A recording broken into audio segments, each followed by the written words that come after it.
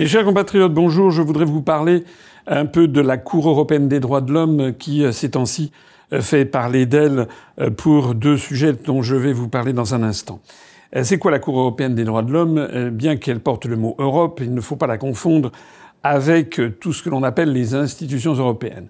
Je rappelle que la Commission européenne, le Parlement européen, la Cour de justice de l'Union européenne, tout ceci découle des traités européens qui ont commencé avec le traité de Rome de 1957 qui crée la communauté économique européenne, ce qu'on a appelé le marché commun, qui s'est transformé avec toute une série de traités ultérieurs, dont le principal a été le traité de Maastricht de 1992, qui est entré en vigueur le 1er janvier 1993, et qui a transformé la communauté économique européenne en Union européenne, donc une Europe à vocation fédérale, même si ceci a été assez largement caché aux Français au moment de la ratification. Et puis maintenant, il y a eu d'autres traités ultérieurs, notamment le célèbre traité de Lisbonne qui a fait suite au projet dit de constitution européenne qui avait été rejeté par les Français et les Néerlandais. Alors ça, ce sont les institutions européennes qui se situent à Bruxelles, s'agissant de la Commission européenne, qui se situe à Francfort s'agissant de la Banque centrale européenne, qui se situe au Luxembourg s'agissant de la Cour de justice de l'Union européenne, et qui se situe à Bruxelles alternativement et à Strasbourg pour ce qui concerne le Parlement européen. Alors donc tout ça, c'est afférent à ce que l'on appelle les institutions européennes. Toute autre chose est la Convention européenne des droits de l'homme, l'acronyme en français étant CEDH, qui a été créé par un autre traité, le traité justement sur la convention qu'on appelle la Convention européenne des droits de l'homme, qui est un traité qui a été signé et ratifié à partir de signé en 1950 et qui donc a évolué parallèlement aux institutions européennes, mais ce sont des choses tout à fait différentes. Ce sont des choses différentes notamment par la composition, puisqu'il y a actuellement dans cette Cour européenne des droits de l'homme, il y a tous les États de l'Europe, tous sauf trois, donc y compris les plus petits. Les trois qu'il n'y a pas, c'est le Vatican qui n'en fait pas partie, et c'est également la Russie et la Biélorussie qui n'en font pas partie. Plus exactement, la Russie en faisait partie et s'est retirée récemment de la Convention européenne des droits de l'homme. Voilà. Mais quand je dis tous, c'est qu'il y a 46 autres pays, c'est-à-dire tous ceux que vous pouvez imaginer, les 27 pays membres de l'Union européenne, plus le Royaume-Uni, plus les pays d'Europe qui ne sont pas dans l'Union européenne, comme l'Islande, la Norvège, par exemple, ou l'Albanie, qui n'est pas, même si c'est en procédure d'adhésion. Et c'est également vrai des trois pays du Caucase, qui sont l'Arménie, la Géorgie et l'Azerbaïdjan, qui font partie de la Cour européenne des droits de l'homme. Et la France en fait partie. Donc déjà, c'est vraiment la quasi-totalité des États européens.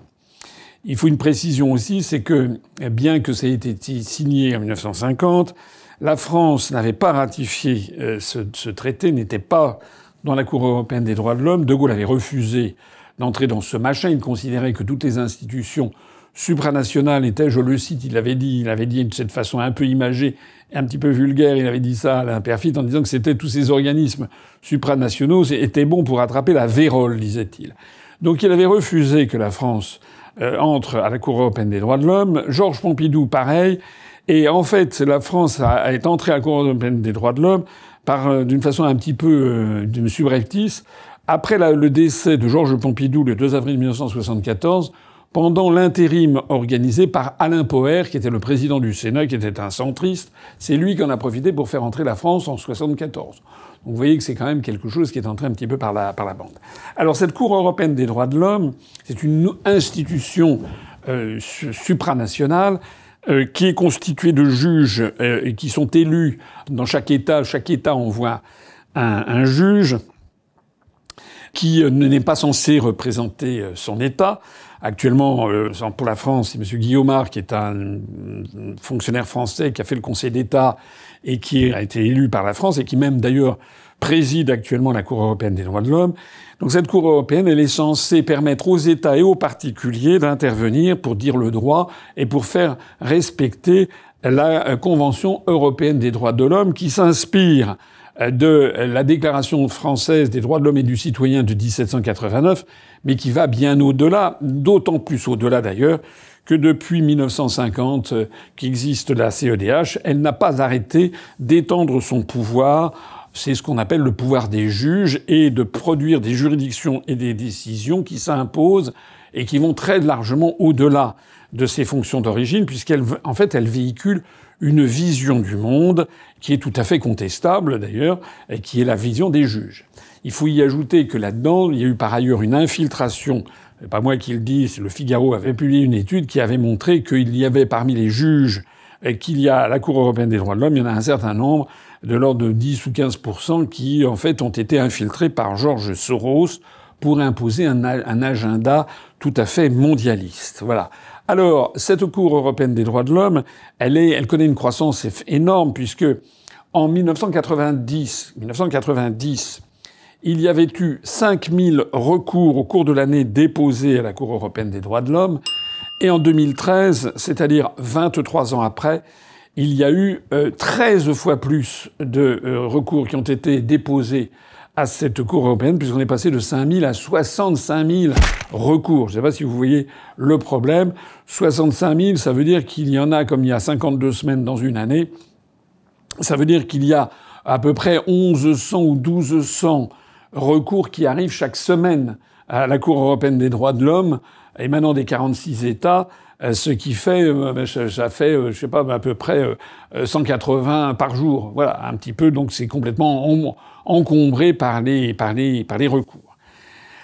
Je le sais d'ailleurs d'autant plus que nous-mêmes, nous sommes pourvus devant la Cour européenne des droits de l'homme au sujet de l'élection législative dans la 11e circonscription des Français de l'étranger, où nous avons épuisé des voies de recours parce que cette élection, notre sentiment profond est que cette élection a été truquée par un système de vote par correspondance qui est absolument opaque et sur lequel on n'obtient strictement rien, plus toute une série de considérations qui montrent que lors de ces élections de 2024, tous les votes par correspondance ont systématiquement bénéficié au parti au pouvoir, à la Macronie, alors même que c'était dans un contexte tout à fait le contraire. Voilà. Donc il y a une forte suspicion.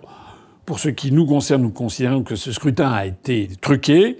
Nous nous sommes pourvus devant le Conseil constitutionnel qui nous a déboutés. Donc on a épuisé les voies de recours en interne, on s'est porté devant la Cour européenne des droits de l'homme. Je le dis parce que nous sommes favorables à la sortie en tout ou partie de la Cour européenne des droits de l'homme, mais tant que ça existe, eh bien on en profite pour essayer de faire valoir nos droits contre l'État français et qui ne respecte pas, à notre avis, les droits et les procédures contradictoires.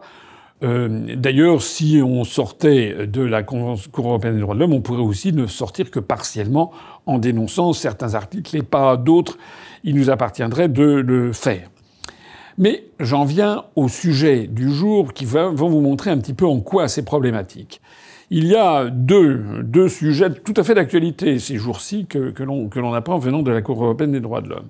Il y a un premier sujet d'actualité, c'est que l'Estonie, les parlementaires estoniens ont voté une loi pour interdire que les prisonniers dans les prisons estoniennes puissent fumer, puissent consommer du tabac. C'est-à-dire, ce serait des prisons sans tabac.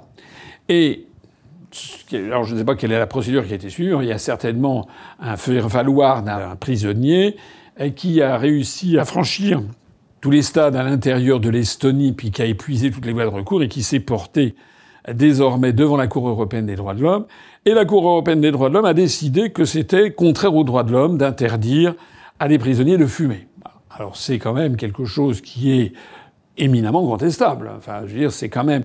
En vertu de quoi? Un aréopage d'environ de 46 juges nationaux, avec un juge de Andorre, un juge du Liechtenstein, un juge espagnol, un juge maltais, un juge britannique, etc., peuvent interdire au peuple estonien et à ses représentants le fait d'imposer que les prisons soient non-fumeurs. C'est quoi ça? Qu'est-ce que c'est que cette conception totalement extensive des droits de l'homme? À la limite, on peut considérer que, finalement, c'est une mesure prophylactique qui est plutôt favorable aux prisonniers, c'est de les forcer à se sevrer de tabac. Vous savez que le sevrage du tabac, c'est vrai que c'est parfois difficile lorsque les gens fument, mais tout le monde sait que le sevrage du tabac, si vous arrêtez brutalement de de fumer, vous avez 3 semaines qui sont très très difficiles, et puis au bout de la 3e semaine à peu près, vous êtes délivré de cette addiction. Voilà. Donc pour quelqu'un qui est condamné à de la prison ferme en Estonie pendant plus, je sais pas, 5 ou 10 ans, ça lui permettait au passage d'ailleurs de se libérer de cette addiction du tabac. Quoi qu'il en soit, qu'on soit pour ou qu'on soit contre, c'est pas un juge français d'en décider. Enfin, c'est quand même au peuple estonien de décider de ce qu'il veut, à mon avis en tout cas, de ce qu'il veut sur une question de cette nature. Et je ne vois vraiment pas le rapport avec la Déclaration des droits de l'homme, puisque en France, on a plein d'espaces désormais qui sont non-fumeurs, et je ne vois pas en quoi ça pose un problème. Donc ça, c'est le premier sujet qui est un peu badin, mais qui pose quand même un vrai problème de principe. Et encore une fois, moi, je ne veux pas faire la guerre aux fumeurs, mais je dis simplement, si, à la limite, on pourrait considérer d'ailleurs que ça fait partie de la sanction d'être en prison. C'est pareil d'ailleurs au passage pour la détention de téléphones portables. Est-ce que oui ou non, on a le droit d'interdire la possession d'un téléphone portable en prison? Est-ce que c'est oui ou non conforme à la Déclaration des droits de l'homme telle que la conçoivent les juges italiens, moldaves et azerbaïdjanais sur la question? Enfin, on est dans le domaine quand même délirant. Et puis alors, il y a un deuxième sujet d'actualité qui, lui, est beaucoup plus polémique, qui n'a pas été encore jugé, et qui concerne la question de la polygamie. La polygamie, c'est-à-dire un homme ayant plusieurs épouses. Alors c'est une question qui est devant la Cour européenne des droits de l'homme parce qu'il y a un avocat yéménite qui a été accepté aux Pays-Bas et qui s'est réfugié aux Pays-Bas il y a un certain nombre et quelques années. Et cet avocat yéménite était donc musulman et d'un pays qui autorise la polygamie. Et il avait 3 femmes. Il avait 3 femmes. La première femme, il en a eu 8 enfants. Et les femmes 2 et 3, il en a eu 5 enfants des 2 autres femmes. Donc, lorsqu'il s'est réfugié aux Pays-Bas, les autorités néerlandaises lui ont demandé de choisir laquelle des 3 femmes était la bonne, puisqu'aux Pays-Bas, on n'autorise pas la polygamie. Donc, l'avocat yéménite a nommé comme première épouse, la première justement, celle avec laquelle il avait eu 8 enfants. Donc, il a pu faire le regroupement familial, il avait été accepté comme réfugié politique, il a pu faire le regroupement familial aux Pays-Bas avec sa femme numéro 1 et les 8 enfants. Bien. Et puis ensuite, il a voulu faire le regroupement familial en évoquant les 2 autres épouses, ça lui avait été refusé par les Pays-Bas. Et il a décidé de se porter devant la Cour européenne des droits de l'homme d'une façon très très très vicieuse, très très bien calculée, puisqu'il n'a pas demandé à la Cour européenne des droits de l'homme de valider le fait qu'il a le droit d'avoir 3 épouses. En revanche, il a demandé à la Cour européenne des droits de l'homme l'autorisation d'avoir une vie de famille normale, c'est le terme utilisé, et donc de faire venir aux Pays-Bas les 5 enfants qu'il a eus de ses femmes numéro 2 et 3. Il a eu la femme numéro 2, il a dû avoir 3 enfants, et la femme numéro 3, il a dû avoir 2 enfants, quelque chose comme ça. Et donc, là, il est devant la Cour européenne des droits de l'homme, qui doit donc prendre une décision pour savoir si oui ou non, ils autorisent ces enfants issus donc d'un 2e et d'un 3e lit, comme on dit en droit français, à venir aux Pays-Bas au motif, justement, de son droit à vivre en famille. Alors ça pose un problème tout à fait particulier parce que, en droit, à la Cour européenne des droits de l'homme, ils n'ont pas le droit d'anticiper quel sera le raisonnement qu'il y a derrière. Parce que le raisonnement qu'il y a derrière, c'est que si d'aventure la Cour européenne des droits de l'homme donne son accord, il fasse venir les 5 enfants suivants, donc on passe à 13 enfants, si d'aventure la Cour européenne des droits de l'homme fait ça, rien n'empêchera le plaignant, l'avocat yéménite, de dire ensuite que ces enfants qui sont aux Pays-Bas, qui ont été acceptés, méritent et nécessitent d'avoir leur propre mère, c'est-à-dire les femmes numéro 2 et 3. Donc au total, ça serait 15 personnes au total qui l'auraient fait venir. Et là, il sera difficile à la Cour européenne des droits de l'homme, et également aux Pays-Bas, de refuser que des enfants qui ont le statut de résident aux Pays-Bas ne puissent pas faire venir leurs femmes. Donc en fait, cette affaire est assez compliquée, et elle vise en réalité, sans le dire vraiment, à poser la question de la polygamie vis-à-vis de la Cour européenne des droits de l'homme. Voilà. Si la Cour européenne des droits de l'homme, je résume, autorise les enfants numéro 9 à 13, les 5 enfants restants des 2 autres épouses à venir, très probablement, il faudra qu'ensuite la Cour européenne des droits de l'homme, elle accepte la polygamie ou elle accepte... Voilà. D'ailleurs, tout ceci va dans une direction qui est très particulière, qui est celle que l'on a vu en France d'ailleurs se manifester, cette espèce de juridisme avec des juges qui sont d'esprit mondialiste.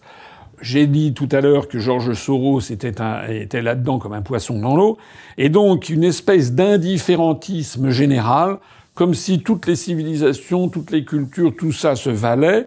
Et donc finalement, il était finalement, après tout, pourquoi est-ce qu'il y aurait d'ailleurs la monogamie obligatoire? Pourquoi est-ce qu'il n'y aurait pas la polygamie, puisque ça serait... D'ailleurs, on pourra ensuite passer à la polyandrie, c'est-à-dire une femme ayant plusieurs maris, comme c'est le cas au Tibet. Bon, donc ça pose un problème, en fait, d'une civilisation qui ne croit plus en elle-même, qui admet que tout est possible. Et voilà.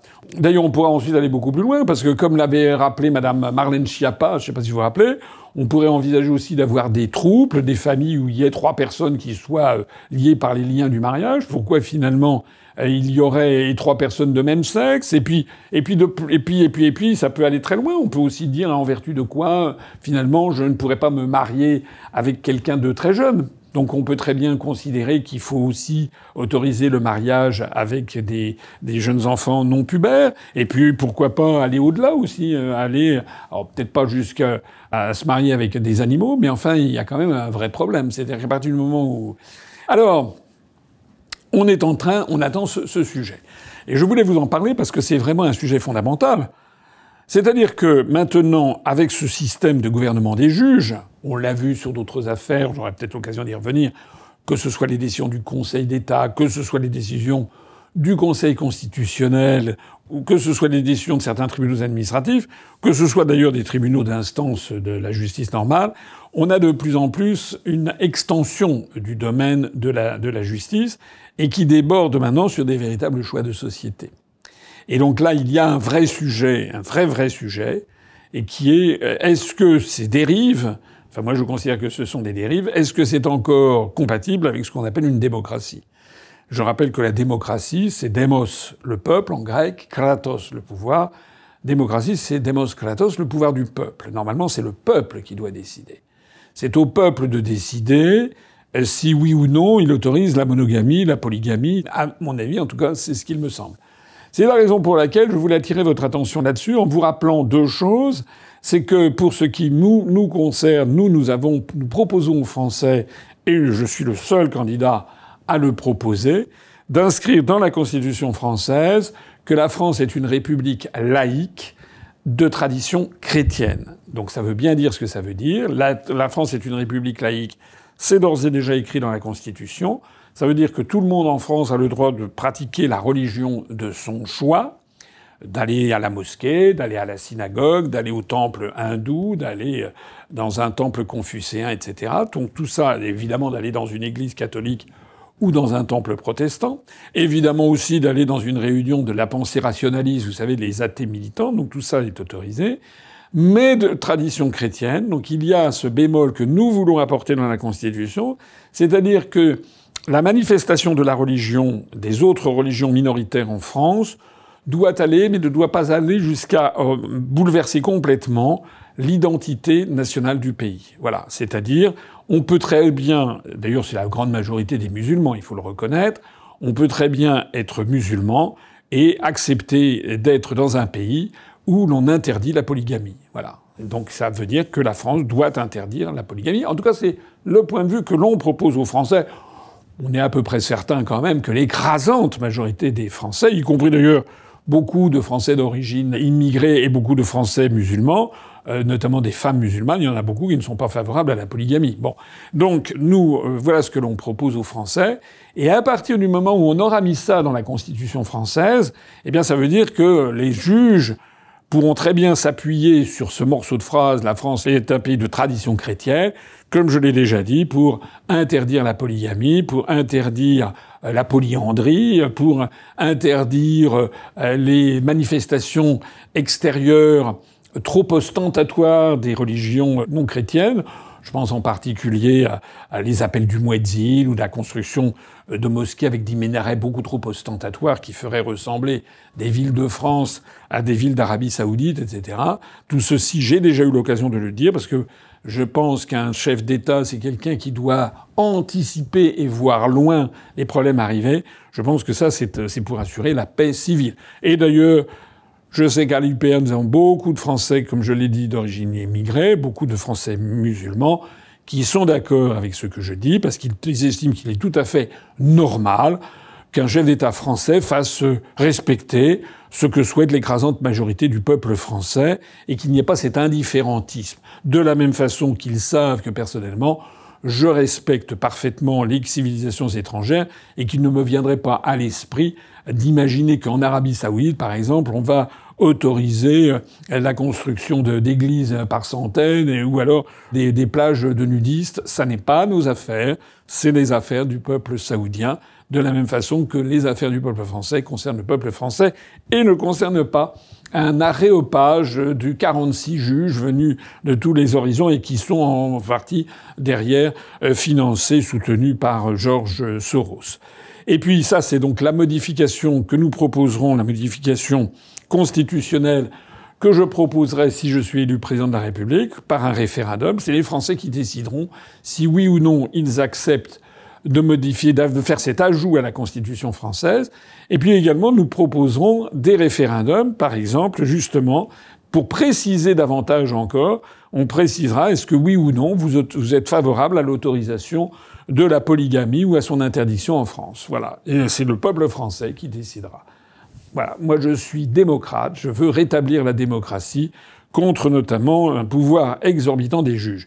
Je ne suis pas de ceux qui tapent systématiquement sur les juges. Au contraire, les juges font leur devoir, qui n'est pas un devoir facile, etc., dans beaucoup de cas. Mais il est vrai aussi qu'il y a eu une tendance, notamment dans ces institutions supranationales, comme le sont la Cour de justice de l'Union européenne ou la Cour européenne des droits de l'homme, notamment aussi dans ces cours qui sont pas vraiment des cours de justice tout à fait objectives et sereines. Je pense au Conseil d'État et au Conseil constitutionnel, puisqu'il faut regarder quelle est la composition du Conseil d'État et du Conseil constitutionnel pour s'apercevoir que nous sommes loin d'avoir une justice indépendante. Nous avons en revanche des cours dont le recrutement se fait d'une façon qui est particulièrement biaisée. J'ai déjà eu l'occasion de le dire s'agissant du Conseil constitutionnel.